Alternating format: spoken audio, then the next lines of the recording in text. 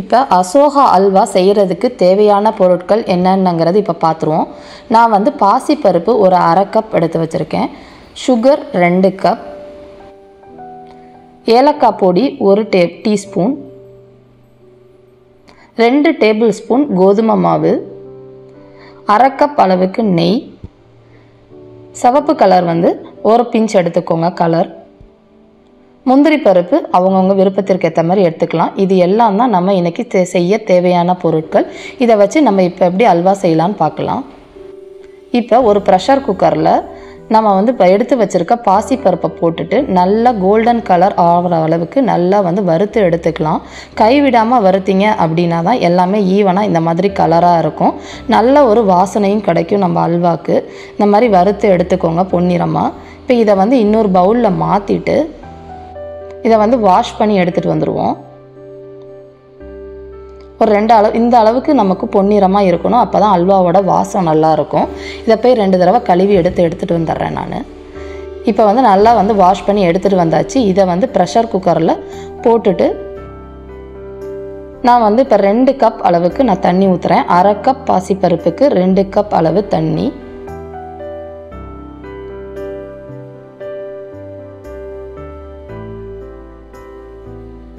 போட்டு நல்லா மிக்ஸ் பண்ணிவிட்டு இதை வந்து நல்லா வந்து ஒரு 2 விசில் வர அளவுக்கு நம்ம வந்து நல்லா குழைய வேக வச்சிடணும். 2லேருந்து 3 விசில் விட்டுருங்க.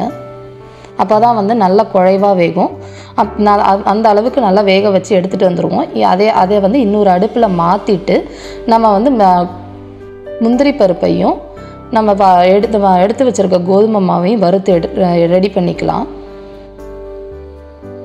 இப்போ வந்து நான் முந்திரி பருப்பை போட்டுட்டேன். முந்திரி பருப்பு போட்டுட்டு நல்லா இந்த மாதிரி கோல்டன் கலர் ஆகிற அளவுக்கு நல்லா பொன்னிறமாக வறுத்து எடுத்துக்கோங்க.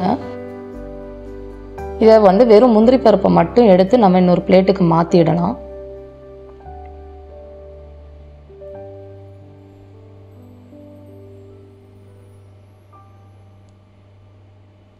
இப்போ அதே நெய்யிலேயே நம்ம எடுத்து வச்சுருக்க 2 டேபிள் ஸ்பூன் அளவுக்கு உள்ள கோதுமை மாவையும் நல்லா வந்து வாசம் வர அளவுக்கு வறுத்து எடுத்துடலாம்.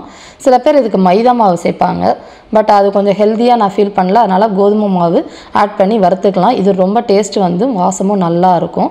இந்த மாதிரி பச்சை வாசனை போயிட்டு இந்த மாதிரி நெய்யிலே வறுத்து எடுத்து வச்சிடலாம். பார்த்திங்கன்னா நம்ம கோதுமை மாவும் முந்திரி பருப்பும் ரெடி ஆகிடுச்சு. அதே நேரத்துலேயே நம்ம எடுத்து வச்சுருக்க பருப்பு வந்து நல்லா குழைவாக வெந்துடுச்சு. பார்த்தீங்கன்னா தெரியும், இந்த அளவுக்கு நல்லா குழைவாக வெந்திருக்கணும்.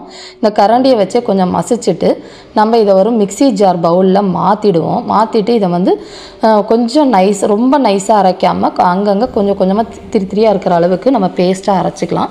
பட் ஆற விட்டுட்டு அரைங்க. இப்போ நம்ம வந்து பேஸ்ட் வந்து ரெடி ஆகிடுச்சு. இந்த மாதிரி கொஞ்சம் வந்து பருப்போட டெக்ஸ்சர் தெரியணும். அப்போ தான் சாப்பிட்றப்ப நல்லாயிருக்கும். இப்போ நம்ம எடுத்து வச்சுருக்க சுகரையும் போட்டு அதுலேயே நல்லா ஈவனாக மிக்ஸ் பண்ணிடலாம்.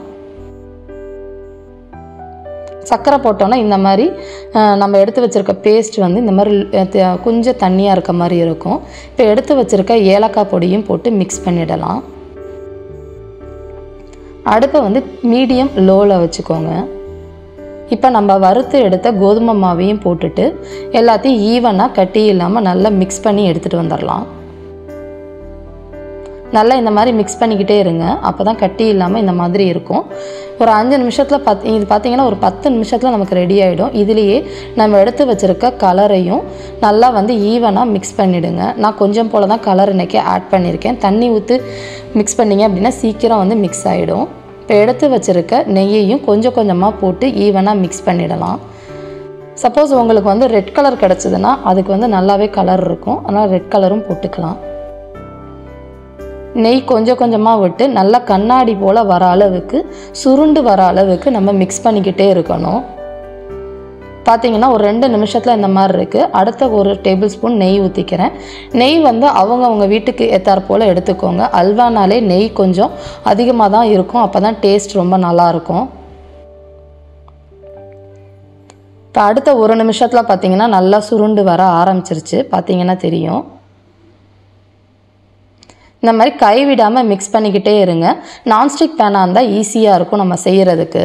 இந்த அளவுக்கு நம்ம வந்து கண்ணாடி போல் வந்திருக்கணும். இப்போ நம்ம வறுத்து வச்சுருக்க முந்திரி பருப்பை போட்டு ஈவனாக மிக்ஸ் பண்ணிடலாம். நம்மளோட அசோகா அல்வா ரெடி ஆகிடுச்சு.